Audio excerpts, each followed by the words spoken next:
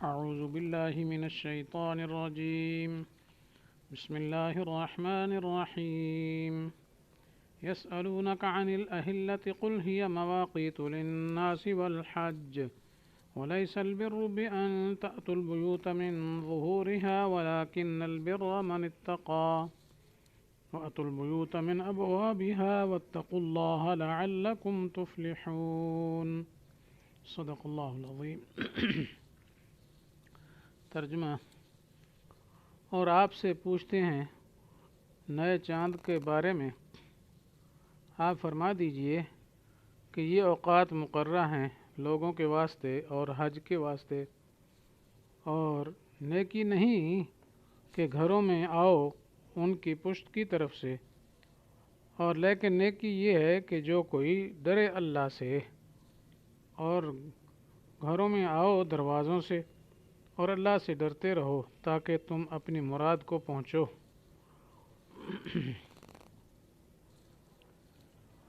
اس آیت سے پہلے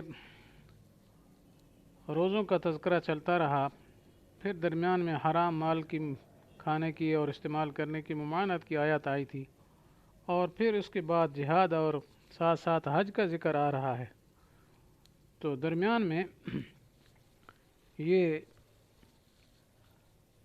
حج کے اور روزوں کے اوقات کے متعلق جو ہے یہاں تذکرہ کیا جا رہا ہے کہ صحابہ کرام کا ایک سوال ہے اور اس کا جواب اس آیت میں ذکر کیا جا رہا ہے. صحابہ کرام نے آپ صلی اللہ علیہ وسلم سے کئی موقعوں میں سوالات کیے، تو قرآن نے پھر اس سوال کا بھی ذکر کر دیا کہ آپ سے یہ سوال کرتے ہیں. تو یہ چند مواقع ہیں، تقریباً ٹوٹل قرآن پاک میں 14 مواقع ہیں. تو یہ دوسرا موقع آیا ہے. پہلے آیا تھا وَإِذَا سَأَلَكَ عِبَادِي، یہ ابھی پچھلے رکوع میں گزرا ہے، اور یہ اس رکوع کی ابتدا میں آ گیا يَسْأَلُونَكَ عَنِ الْأَهِلَّةِ. تو سوال یہ کیا تھا اصل میں کہ یہ چاند جو ہے، کیونکہ اہلہ ہلال کی جمع ہے، ہلال کہتے ہیں پہلے 1-2-3 دن کے چاند کو ہلال، یعنی نیا چاند جو ہوتا ہے اس کو ہلال کہا جاتا ہے. تو چاند کے بارے میں سوال یہ کیا گیا تھا کہ یہ چاند جو ہے ایک حالت میں نہیں رہتا، ابتدا میں بالکل باریک ہوتا ہے، بالکل پھر آہستہ آہستہ بڑھتا جاتا ہے یہاں تک کہ کیا ہے وہ پھر 14ویں کو بالکل کامل ہو جاتا ہے، مکمل گول دائرے کی شکل میں ہو جاتا ہے. پھر اسی طریقے سے گھٹنا شروع ہو جاتا ہے، آہستہ آہستہ گھٹتا بالکل وہ آخری حالت پہ آ جاتا ہے. پھر اس طریقے سے ہر مہینے اس طرح ہوتا ہے. تو اس کے بارے میں پوچھا صحابہ کرام. اب یہ ہے کہ اس کی حقیقت پوچھی کہ اس کی حقیقت کیا ہے، یہ کیوں ہوتا ہے، یا یہ ہے کہ اس کی مصلحت پوچھی صحابہ کرام نے. دونوں احتمال ہیں. تو اگر حقیقت پوچھی ہو تو اس کا جواب نہیں دیا گیا.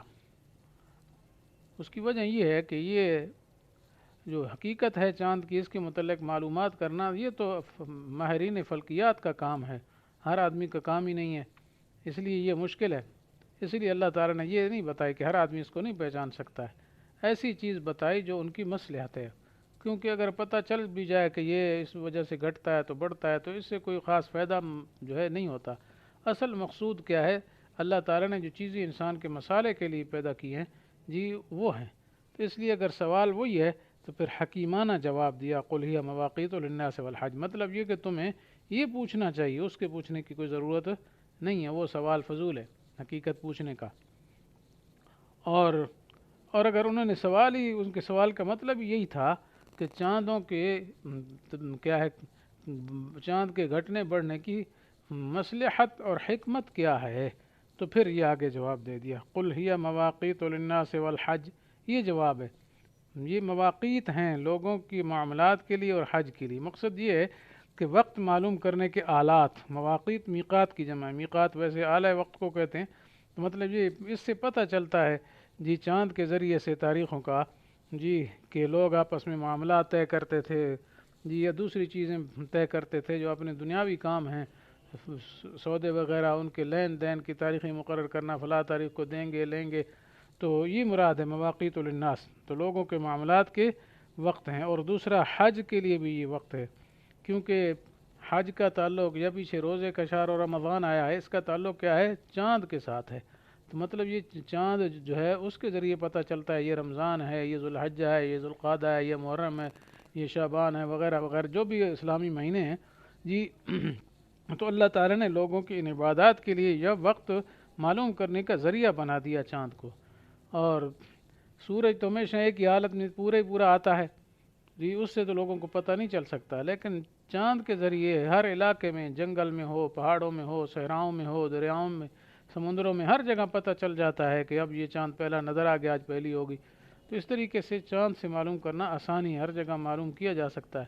لیکن شمسی نظام تو وہ پتہ ہی کسی کو نہیں چلتا، تبدیلی تو اس میں آتی نہیں، بڑھتا گھٹتا تو ہے نہیں جی۔ تو وہ سال میں ایک چکر پورا کرتا ہے، یہ ہر مہینے کرتا ہے، اس وجہ سے وہاں مشکلات ہیں، وہ اہل ارصاد معلوم کر سکتے ہیں، عام آدمی معلوم نہیں کر سکتا۔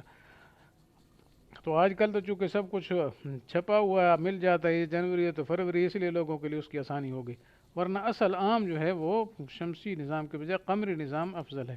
اسی وجہ سے شریعت میں قمری نظام کا اعتبار کیا ہے، اور اس کو یاد رکھنا ضروری بھی ہے۔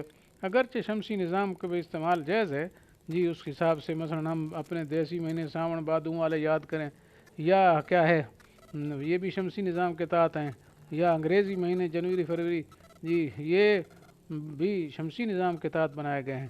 لیکن قمری نظام میں یہی محرم سفر سے آغاز ہوتا ہے اسلامی سال کا، اس وجہ سے اس تاریخ کو یاد رکھنا ضروری ہے، فرض کفایہ کے درجہ میں ہے، کیونکہ اگر یہ پتہ نہ چلے تو پھر حج کیسے ہوگا، رمضان کے روزے کیسے ہوں گے۔ تو اصل تو بہتر یہی تھا جی کہ مسلمان اسی تقویم کو استعمال کرتے اور قمری نظام ہی چلاتے، جیسے سعودیہ میں آج تک چل رہا ہے، دفتروں میں سب چیزوں میں یہی چلتے ہیں، اسلامی مہینوں کے حساب سے نام چلتا ہے۔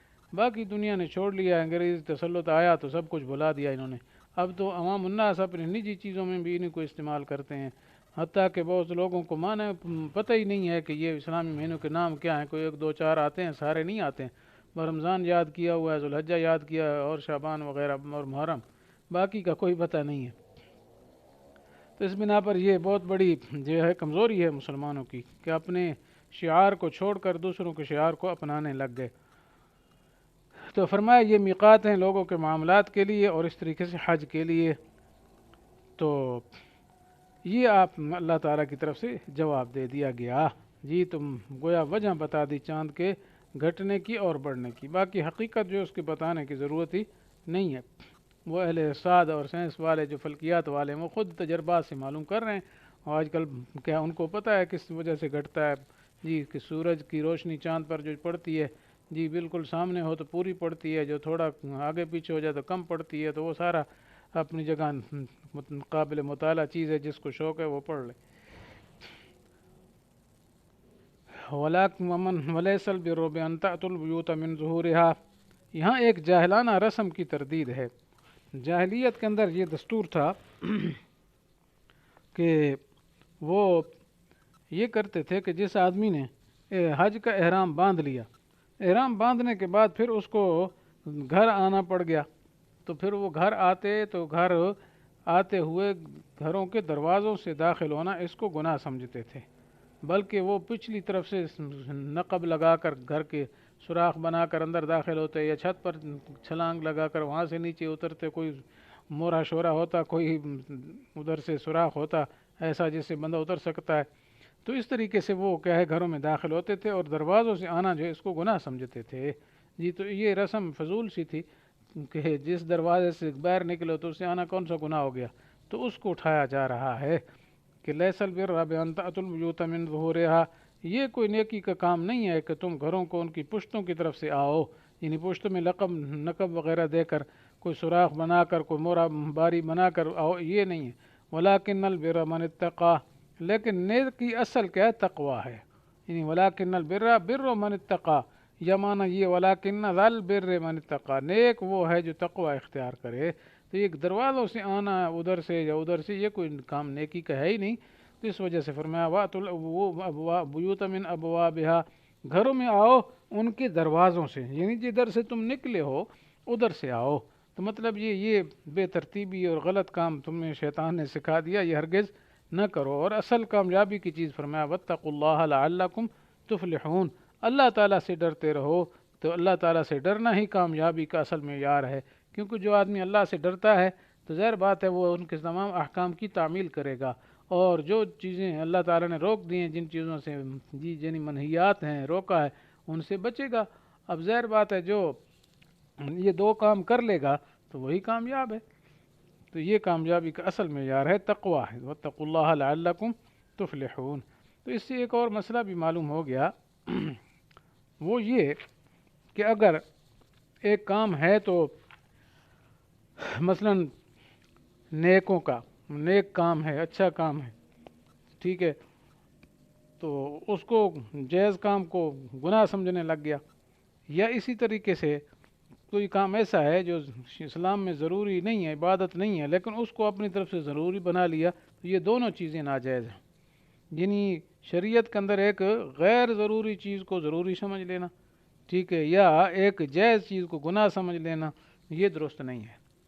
تو ان لوگوں نے بھی ایسے ہی کیا تھا نا کہ گھروں سے یعنی احرام کی حالت میں واپس آنا، گھر میں دروازے سے اس کو گناہ سمجھنے لگے، اور چھت کی طرف سے آنا یا پچھلی طرف سے آنا اس کو لازم سمجھنے لگے۔ تو یہ ان سے بڑی غلطی ہو رہی تھی، تو اس پر اللہ تعالیٰ نے تنبیہ فرما دی۔ تو یہاں بھی اسی طرح ہے، تو جو بدعات ہیں، رسوم ہیں، یہ ساری ایسی ہوتی ہیں کہ جو چیزیں مثلا شریعت میں کوئی عبادت نہیں ہے تو اس کو لوگ عبادت اور ضروری سمجھ بیٹھتے ہیں، یا جو چیز کیا ہے صرف جائز ہے تو اس کو گناہ سمجھنا شروع کر دیا۔ تو یہ عبادات کی اصل یعنی بدعات کی اصل جڑ یہی ہے۔ تو اس بنا پر اس آیت سے یہ ثابت ہوا کہ اپنی طرف سے دین میں کسی جائز کو ناجائز قرار دینا، یا اسی طریقے سے کسی یعنی غیر ضروری کو ضروری قرار دینا، یہ دونوں چیزیں ٹھیک نہیں ہیں۔ اس کی وجہ یہ ہے کہ اس میں دین کے قانون کو بدلنا ہے۔ اسی وجہ سے اللہ تعالیٰ کو کہ بدعت بہت ہی ناپسند ہے، کیونکہ بدعتی آدمی در حقیقت یہ دعویٰ کر رہا ہے اپنے عمل سے کہ گویا آپ صلی اللہ علیہ وسلم نعوذ باللہ دین کے اندر ایک کمی چھوڑ گئے کہ ایک عبادت تھی اس کا عبادت نہیں قرار دیا، ایک ضروری چیز ضروری قرار نہیں دیا، میں دے رہا ہوں۔ یا یہ ہے کہ ایک کام جو ہے وہ گناہ کا تھا لیکن شریعت نے اس کو جائز قرار دے دیا، تو گویا شریعت کے احکام کو بدلنا ہے۔ تو اس طریقے سے اگر کھلی چھٹی دی جائے تو ساری شریعت ہی بدل کے رکھ دی جائے گی۔ اس لیے دین کے اندر بدعات کا اختراع کرنا یہ بہت ہی برا ہے۔ تو اللہ تعالیٰ سے دعا ہے کہ اللہ تعالیٰ ہمیں صحیح اسلامی اصولوں پر چلنے کی توفیق نصیب فرمائے۔ وآخر دعوانا ان الحمد للہ رب العالمین۔